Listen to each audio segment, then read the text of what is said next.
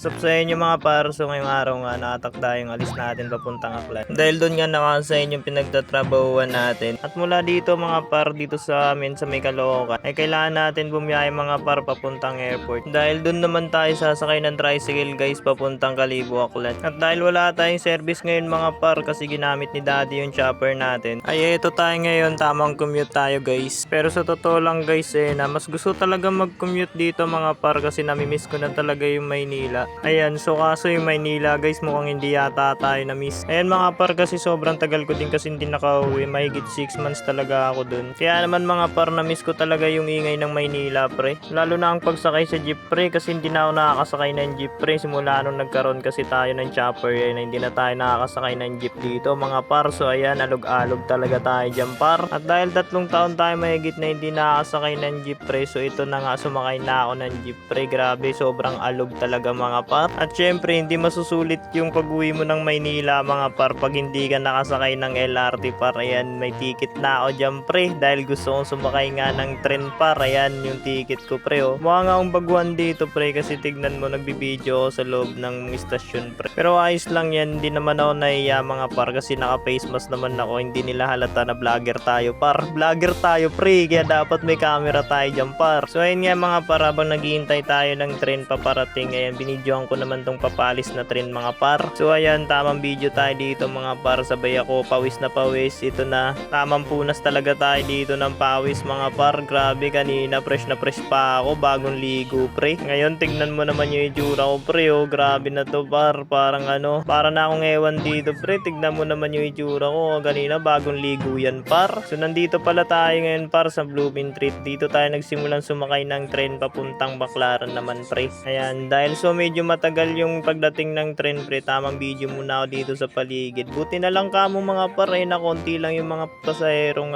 sasakay. Actually mga 4 o'clock pa lang to mga par, kaya ayan medyo hindi pa rush hour, tsaka uwian naman. Tas ako papunta naman ng Baclaran. Ayan, so ito nga, naghihintay tayo ng tren dito mga pre. Ang tagal dumating ng tren. So ayan, dumating na nga yan mga par. So sasakay na tayo dyan. Ayan, yan na po yung tren.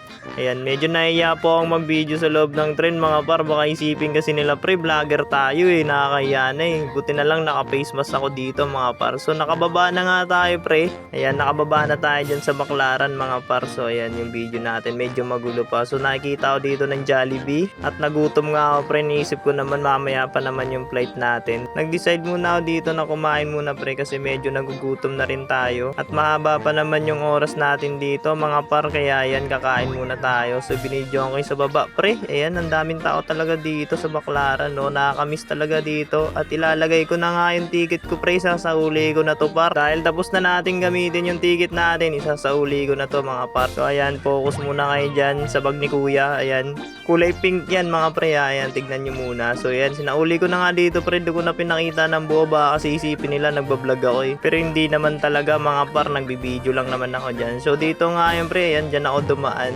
Sa exit tayo dumaan pre kasi sumunod tayo sa batas. Baka kasi mahuli tayo ng guard pre, palisin tayo Palisin no?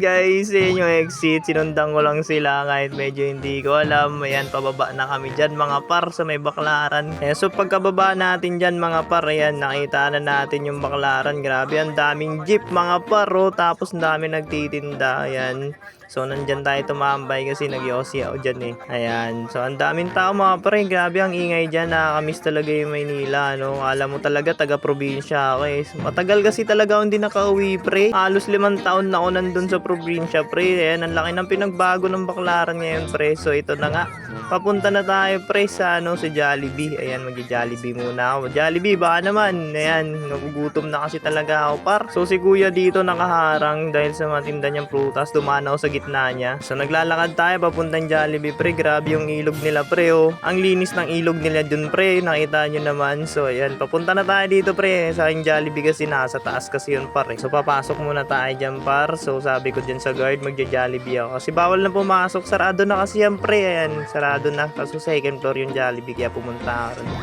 Ayan, Naglakad tayo sa escalator pre. Nilakad ko na lang yung escalator pre. Baka kasi pag hinintay ko pre, mamaya pa ako makakarating dyan yan. Kaya nilakad ko na lang muna yung escalator.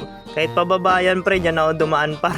So ayun nga, nakita ko na dito si Jollibee mga pare. So ayan, ang cute-cute talaga ni Jollibee dito par. So dito naman pre, akala ko dito par sarado na kasi walang katao-tao. Kaya nagtanong muna ako dito sa may crew mga par. Open ba po? Gunggong! Barinig kita sa mukha eh!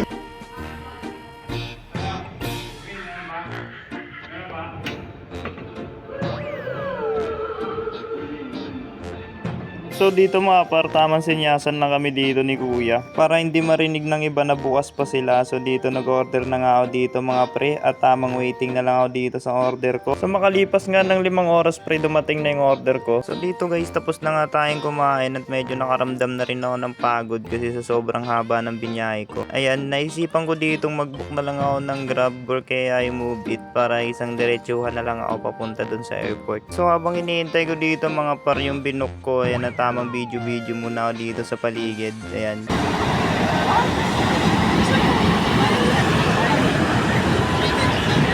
At dumating na nga par yung binook ko, yan nakasakay na nga ako dito, grabe. Nakakatakot din palang umangkas par pag nasa Maynila ka tapos ikaw yung angkas, parang ako'y natatakot eh. Ganito pala feeling pag ikaw yung nakaangkas pre, ayan medyo natatakot din ako dyan par. Dahil hindi tayo sanay mag-angkas pre, ayan. Grabe, stress na si Kupal pre, tignan mo naman yung mukha pre. Dahil na imbis na mag-taxi, ayan, mas pinili ko mag-commute kaya tignan mo naman yung mukha pre. Kupal na pre, tignan mo naman. At after nga ng ilang minutes naming pagbiyahe mga par, so ayan dumating na nga kami dito sa may gate 2. Ayan, nakikita ko na mga par yung entrance ng airport mga pre. So dito makapagpahinga na rin ako ng maayos, ng matiwasay mga par. So pagkatapos nga ng lahat mga pre, ayan namang hintay ako dito at wrong timing pa, na-delay pa yung flight ko. Malas nga naman mga pre. At dahil na-delay yung flight natin par, so ayan binigyan nila tayo ng merienda, tubig, tsaka monde mamon mga pre. Ayan, dahil delay tayo ng 2 oras dyan mga pre kaya wala na tayong no choice dyan pre, kaya maghintay na lang talaga tayo ng 2 oras pa. Grabe, ang tagal nun pre, parang hindi ko kaya. Pero ayan, nilibang-libang ko na lang yung sarili ko dyan, tamang ikot-ikot na lang ng mata, tamang tingin dito, tingin doon, tamang video, sabay inom ng tubig. Ayan, grabe, sobrang boring talaga dito pre, wala kang makakausap pre. Kaya ginawa ko dyan, tamang sound trip na lang din ako, sabay tamang video na lang din ako sa sarili ko. Ayan, kahit sobrang boring na talaga ako, samahan mo pa ng antok at pagod pre, kasi nga dahil sa binyahe ko. Kaya dito nililibang ko na lang talaga pre, medyo pipikit na yung mata ko dyan par. Gustong gusto ko nang matulog dito pre, so pinipilit ko na lang para hindi maiwan ako sa biyahe. So makalipas nga ng 2.5 oras pre, sa wakas nakapasok na din kami. Ayan pre, sasakay na rin ako ng tricycle pre, ayan palipad dun sa Aklan. Kaya naman excited na rin ako pumasok pre para makaidlip na rin ako. Grabe, sobrang antok na talaga ako dito pre. Para ngayon na maglakad ng mga pako pre, so ready ko na dito yung ID para diretso na pre. Pagpasok ko nga dito pre, agad ko hinahanap yung upuan ko. So ayan, tamang video muna ako sa labas. Pang my day ba? Syempre kailangan yung pre, kailangan muna natin mag my day. So pagkatapos ng lahat mga par, ayan na nag-decide na akong midlip na muna dito. So grabe, antok na talaga ako dyan par. Tignan mo naman, kaya ito i-idlip na muna ako. After mga ilang minutes naman par, ayan naramdaman ko na lumipad na yung sinasakyan namin, kaya nagising na ako. Grabe, napakaganda pala talaga ng city lights mga par. Tignan nyo naman gabi tapos nasa taas ka. Bihira mo lang to makikita mga pre, makikita mo lang to pag nasakay ka ng tricycle mga par. Kaya tignan mo, sinusulit ko na talaga dito pre. Napakaganda pala talaga ng mundo par. Tignan mo naman napakapayapa par pag nasa taas ka. Kaya dapat nasa taas ka na lang palagi. Kasama ni Lord doon, hindi gagi, joke lang uy. So makalipas ang 12 hours naman guys, so ito na, nakalapag na nga kami dito sa may Aklan. So pagkalabas ko nga dito sa may tricycle namin par, yan naisipan ko sanang picturean sana muna to para may remembrance man lang sana sa di inaasahang pangyayari. Ayan, so kinuhanan ko na sila ng picture pa.